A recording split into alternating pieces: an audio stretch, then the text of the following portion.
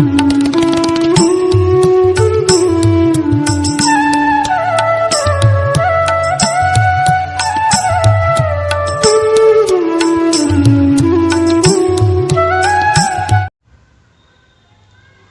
मित्रों, कैसे हैं आप लोग। आशा करता हूँ आप लोग सभी स्वस्थ और मस्त होंगे और इस कोरोना काल में खुद का और अपने परिवार का ख्याल रख रहे होंगे।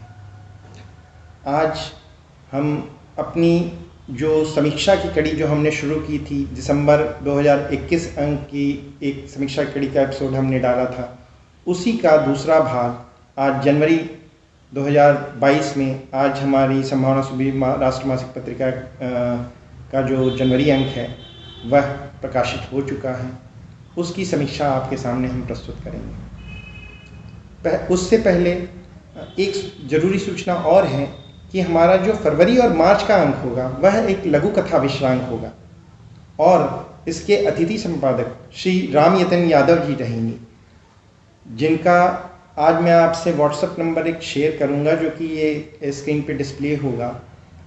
उस व्हाट्सएप नंबर पे अगर आपकी कोई रचनाएं हैं, कोई लघु कथा है, खासकर लघु कथा, तो सभी श्रोतागण को, सभी पाठकों को, सभी लेखकों को जो इंटरेस्टेड हैं वह अपनी रचनाएं 22 फरवरी 2022 के पहले इस व्हाट्सएप नंबर पे शेयर करें और अगर वह चुन ली गई तो तब वह हमारी पत्रिका में ज़रूर प्रकाशित होंगी।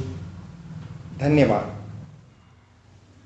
सुधी पाठकों, प्रिय एवं आदरणीय श्रोता बंधुओं, संभावना सुरभि राष्ट्रीय मासिक पत्रिका का जनवरी 2022 का अंक प्रकाशित है, उपलब्ध है, भेजी जा रही है। संभावना चैरिटेबल ट्रस्ट के कार्यालय से आप इसे प्राप्त भी कर सकते हैं। आइए इस अंक के बारे में थोड़ी सी बातें की जाए। कहते हैं विद्या के 3 आधार हैं, 3 सूत्र हैं। पहला है ज्ञान, दूसरा है विज्ञान और तीसरा है प्रज्ञान। इसे प्रज्ञा भी कहते हैं। ज्ञान नॉलेज ओरिएंटेड होता है, विज्ञान एक्सपेरिमेंट ओरिएंटेड होता है और प्रज्ञान एक्सपीरियंस ओरिएंटेड होता है। हमारा इस पत्रिका का लक्ष्य भी यही 3 है और इसी आधार पर सृजन, ज्ञान, सेवा, पूरी पत्रिका इस 3 आधार पर चलती है। हम इसमें एक्सपेरिमेंट की बात भी लिखते हैं, एक्सपीरियंस की बात भी लिखते हैं और नॉलेज की बात भी लिखते हैं। और आप पूरे अंक को देखें संभावना सुरभि के शुरुआत से लेकर आज तक के, तो इसमें आपको यही इन्हीं 3 बातों के केंद्र बिंदु में सारे लेख और समाचार भी, केवल लेख ही नहीं समाचार भी इसी के केंद्र बिंदु में आपको मिलेंगे। हमने कहीं भटकने नहीं दिया है अपने लेखकों को और अपने अपने भाव को भी, इसलिए कि हमारा ध्येय है कि हम राष्ट्र निर्माण में इसकी एक छोटी सी भूमिका हो सके वह निर्धारित कर सकें। सृजन, ज्ञान, सेवा। अब आइए सृजन, ज्ञान और सेवा। इस अंक का पहला पन्ना उलटिए। पहले पन्ने पर दुनिया के दिल पर हिंदुस्तान और हिंदुस्तान का शान तिरंगा लहराता हुआ। दूसरा पेज बार के माननीय अनुमंडल पदाधिकारी श्रीमान सुमित कुमार जी हैं और हर अंक में हर राष्ट्रीय पर्व पर अर्थात 15 अगस्त और 26 जनवरी पर उनका संदेश अनुमंडल वासियों के नाम आता है और वो बड़ा पठनीय होता है, संग्रहणीय भी होता है, क्योंकि वह एक दस्तावेज है जिसमें 6 महीना के कार्यों का विवरण रहता है। साथ ही साथ राष्ट्र के नाम आप क्या कर सकते हैं, देश के लिए आप क्या कर सकते हैं, अनुमंडल के लिए, बिहार के लिए आप क्या कर सकते हैं, यह भाव भी संयोजित रहता है। आप इसको पढ़ेंगे, आपको बहुत ही अच्छा लगेगा। और उसके बाद संपादकीय में इस बार भोजन पर बात की गई है। आहार संयम हम करें, हमारे आहार के संदर्भ में पुरानी उक्ति है, आयुर्वेदिक उक्ति है, हित भुक्त रित भुक मित भुक हित भुक मित भुक रित भुक, हम वह भोजन लें जो हितकारी हो। हम मित भुक, हम भूख से कम खाएं। रित भुक, हम वैसा अन्न खाएं जो हमारे पुरुषार्थ से उत्पन्न किया गया हो, हमारी शुद्ध कमाई की चीज हो, लूट की नहीं, बेईमानी की नहीं। ये हमारा आदर्श रहा है और उसी आदर्श की परिधि में अब की बार हमारा ये संपादकीय है, आप पढ़ेंगे आपको बहुत अच्छा लगेगा। आइए, हमारे संरक्षक डॉक्टर अंजेश कुमार जी एक अच्छे लेखक हैं और जो हमारा विज्ञान का पक्ष है जिसमें एक्सपेरिमेंट ओरिएंटेड बात हम लिखते हैं, उसके अंतर्गत यह भी इस अंक में जो उनका लेख है कोविड-19 के संदर्भ की, उसमें सब कुछ वही है, बिल्कुल बिल्कुल एक्सपीरियंस पर आधारित है, एक्सपेरिमेंट पर आधारित है। और आप अगर कोविड के लक्षणों से ग्रस्त हैं या कोविड का भय आपको है, बहुत पूरा लेख नहीं भी पढ़ें तो केवल एक उसमें तालिका दी गई है, पहली लहर में क्या लक्षण, दूसरी लहर में क्या लक्षण और तीसरी लहर में क्या लक्षण। उन लक्षणों को पढ़ लें तो फिर आपको यह मालूम हो जाएगा कि कोविड का संक्रमण है कि नहीं, और है भी तो आप भयभीत नहीं होंगे। ये बड़ा ही संग्रहणीय और बहुत ही बढ़िया लेख है, आप इसको पढ़ें। मानस सुरभि हमारा एक कॉलम है जो निरंतर चल रहा है और आज भी उसके लेखक हैं सुधीर कुमार, व्यास सुधीर कुमार जी, रूपस 3 पाई के निवासी हैं और राम भक्त हैं, शुद्ध हृदय से राम की भक्ति करते हैं। और राम का जो यह संदेश है, मेरे राम यह कहते हैं, हम तुम्हारे जीवन के संकटों को आने से रोक तो नहीं सकते, लेकिन हम तुम्हें इतनी ताकत देंगे कि उन संकटों का आसानी से तुम सामना कर सको। हम ऐसा मार्ग देंगे जिस मार्ग के सहारे बड़ी से बड़ी दिक्कतों को तुम पार कर जाओगे। मेरे राम कहते हैं, मैं रामचरितमानस में वह मार्ग बताया हूं जिस मार्ग पर चल करके तुम जीवन को सुखमय, मंगलमय और आनंदमय बना सकते हो। हमारा मानस सुरभि देने का लक्ष्य भी यही है कि हमारी आचार संहिता है रामचरितमानस, और निरंतर लोगों के मन में वो जाए और विभिन्न भावों में जाए। कभी उसमें केवट का प्रसंग, तो कभी सबरी का प्रसंग, तो कभी प्रयाग का, कभी चित्रकूट का, विभिन्न विभिन्न आयाम जो रामायण के हैं वह है। और ये व्यास सुधीर कुमार जी का बहुत बहुत धन्यवाद है कि इन्होंने बहुत अच्छा इस लेख में अपनी बात को रखी है। एक बहुत बड़े संत हैं जिन्हें रामधारी सिंह दिनकर, राष्ट्रकवि रामधारी सिंह दिनकर ने कहा आधुनिक युग के विवेकानंद थे, और आज वो दुनिया में नहीं है। आचार्य श्री महाप्रज्ञ जी जैन तेरा पंथ के आचार्य रहे हैं, 200 किताबों के लेखक हैं, और उनके जैसा दार्शनिक, विलक्षण दार्शनिक बहुत कम दिखाई पड़ता है। धर्म और विज्ञान पर उनका एक लेख है, धर्म विज्ञानमय होना चाहिए, ये उनका तर्क है। और आज धर्म तो है लेकिन उसका विज्ञान का पक्ष कौन होता जा रहा है। इस लेख को आप पढ़िए और इस लेख में ये लिखा हुआ है कि किस तरह से धर्ममय जीवन में विज्ञान को जोड़ करके उस जीवन को और बढ़िया, परिपक्व, आनंदमय बनाया जा सकता है। उसकी व्याख्या इसमें की गई है, बहुत अच्छा है।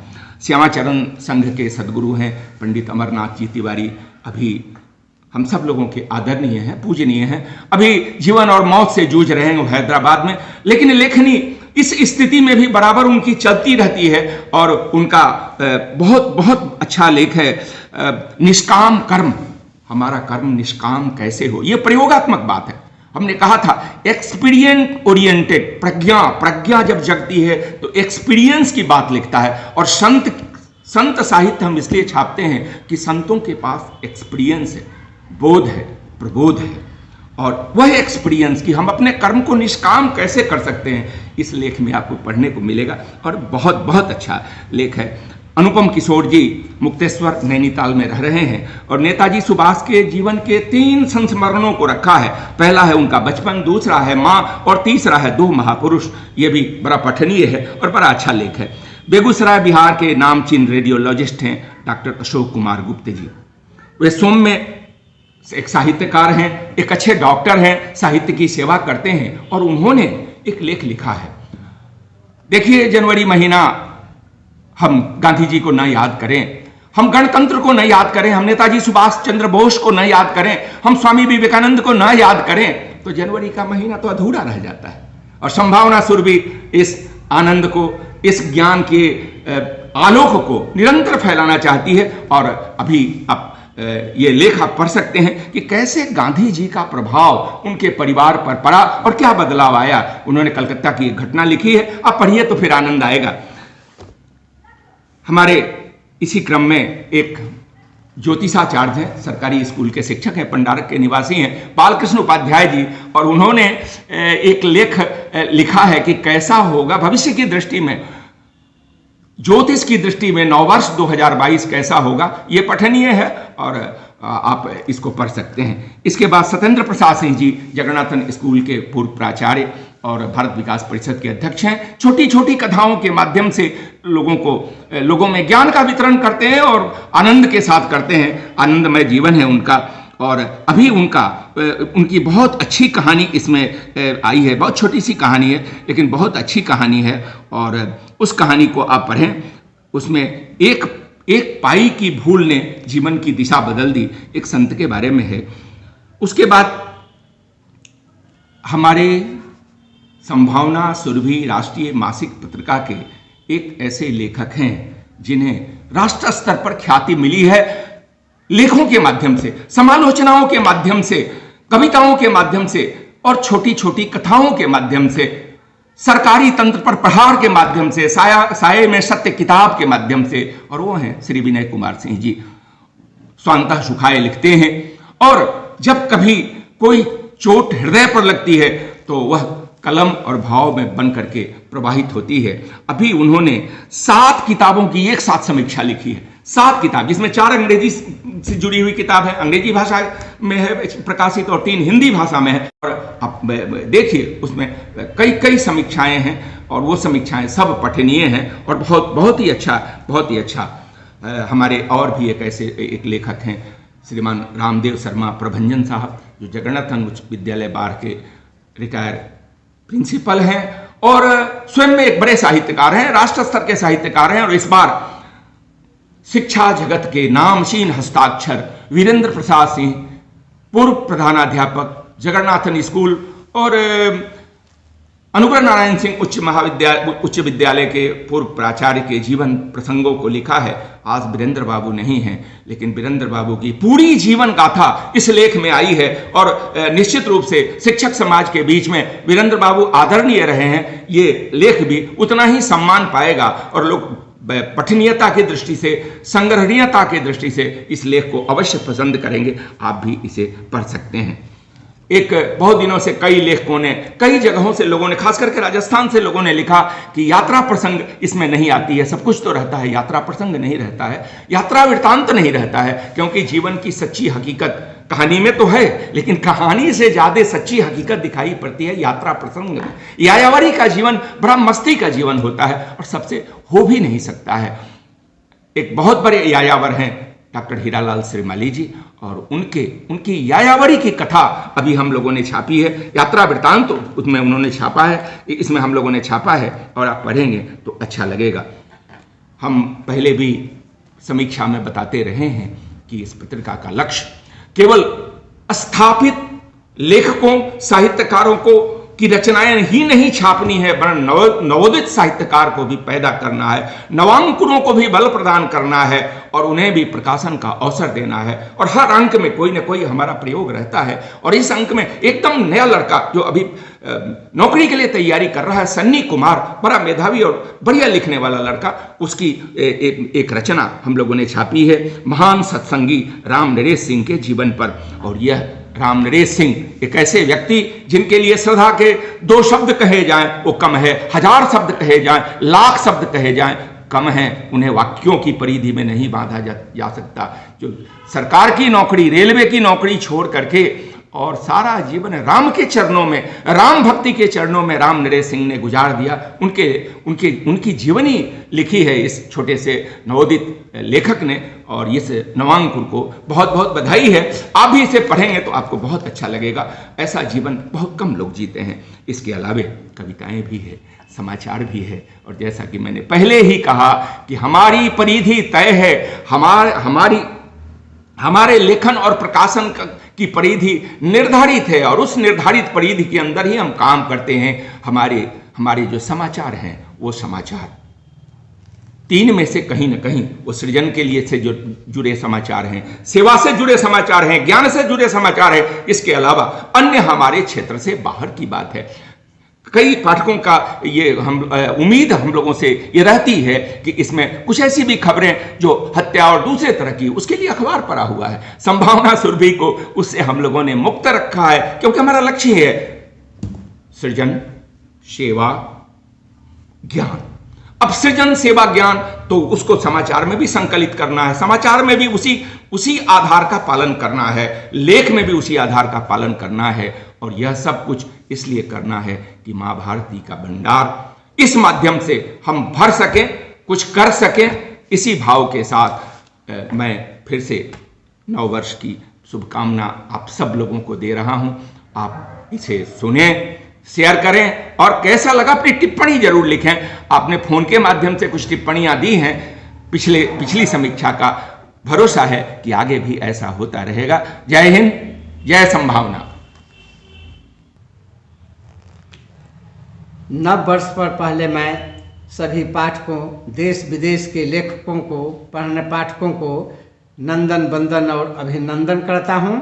मैं 2022 के नए अंक संभावना सुरभि के बारे में मैं एक छोटी मोटी प्रेरणा स्रोत एक पाई की भूल पर कुछ लिखा हूं, जो मैं आज बताने जा रहा हूं। महाराष्ट्र का महान गृहस्थ संत एकनाथ जी थे।